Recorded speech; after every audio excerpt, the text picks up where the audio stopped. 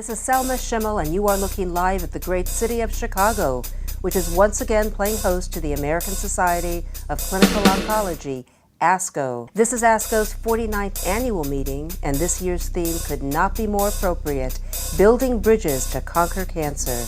More than 30,000 of the world's foremost cancer specialists are here, and so is the Group Room, making our 15th appearance at ASCO and one of our very best. Joining me now is Dr. Howard Strickler, professor, co-leader of the Cancer Epidemiology Program and co-leader of Clinical and Population Health Research for the Center of AIDS Research, Harold and Muriel Block Chair in Epidemiology at the Albert Einstein College of Medicine in New York City.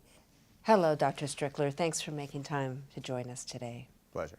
You have a topic that you presented here at ASCO, obesity and inflammation, the dangerous duo in breast cancer. We've actually heard a lot in the past about obesity and breast cancer. I'm intrigued by this duo of inflammation and obesity, and we'd love to have you expand on it with us. Obesity and its association with breast cancer has been recognized for a long time, both in terms of the incidence of breast cancer and also in terms of outcomes once somebody has breast cancer. What's increasingly being appreciated are the molecular processes, the molecular pathways involved underlying that relationship, which also then provides us with our opportunities to intervene. And so there are a number of different aspects. Estrogens are higher in patients with obesity, and that definitely drives proliferation and development of breast cancer risk. Insulin, but also inflammatory factors that are associated with obesity, which also play a role in diabetes. Is inflammation secondary to obesity, or are they separate issues? What it is instead a circular process. So obesity is associated with increased free fatty acids in circulation, which may play a role in the development of inflammation. And that in turn leads to insulin resistance. Those sort of processes can then play a role in diabetes.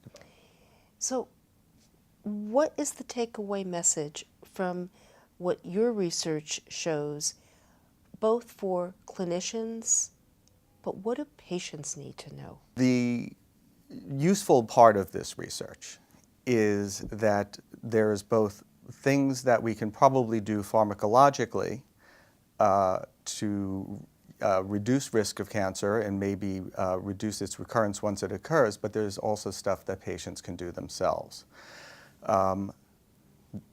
We know how to treat obesity. People need to lose weight. And so patients who are at high risk because of family history or other reason for breast cancer particularly have a reason to want to control their weight and exercise. And individuals who've developed breast cancer have a very clear reason to want to exercise, lose weight. Is there a body mass index or is there a range to help women really sort of understand, if you're 5 pounds overweight, okay, you're 5 pounds overweight. And those are 5 easy pounds probably to lose.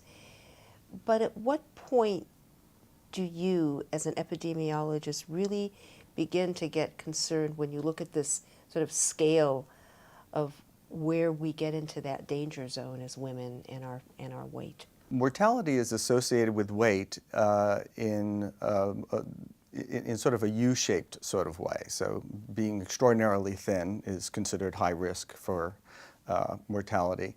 But once you're past that point and you reach the low risk groups in the normal range, there's sort of a continuum. And so there's overweight, there's obese, and there's extremely obese. And the strength of association with disease continues to increase. But I think it's important to point out that, again, it's all about the molecular pathways.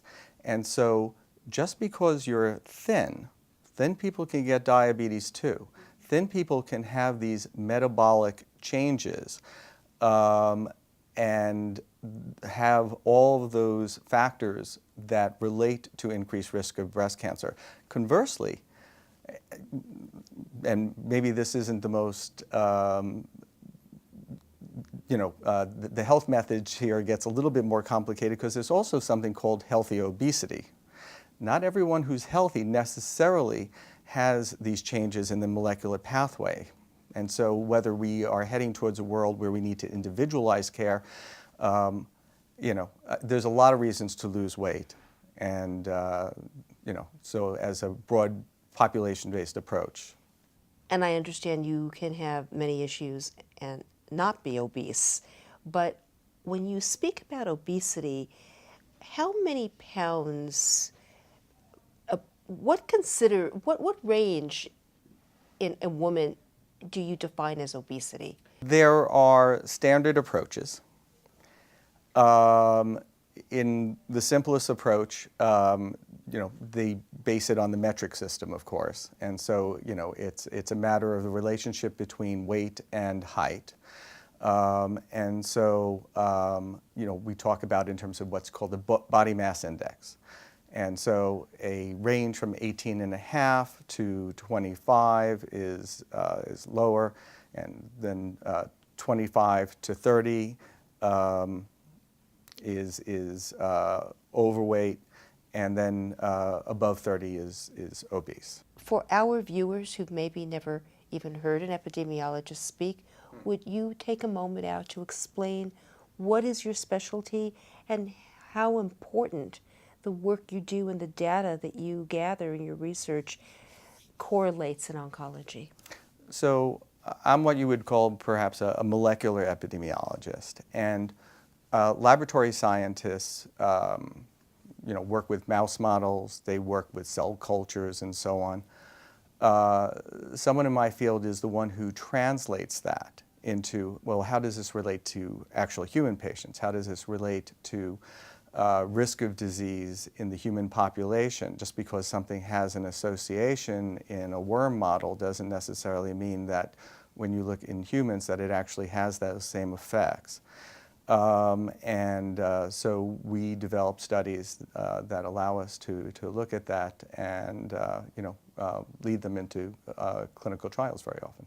Thank you for sharing that. We get to speak to so many doctors, and it's fascinating to realize the scope of various specialties that really come together to influence the future of cancer care. Thank you for taking time to speak with us, Dr. Howard Strickler, professor, co-leader of the Cancer Epidemiology Program, co-director of Clinical and Population Health Research for the Center of AIDS Research, Harold and Muriel Block Chair in Epidemiology at the Albert Einstein College of Medicine in New York City. Thank you very much.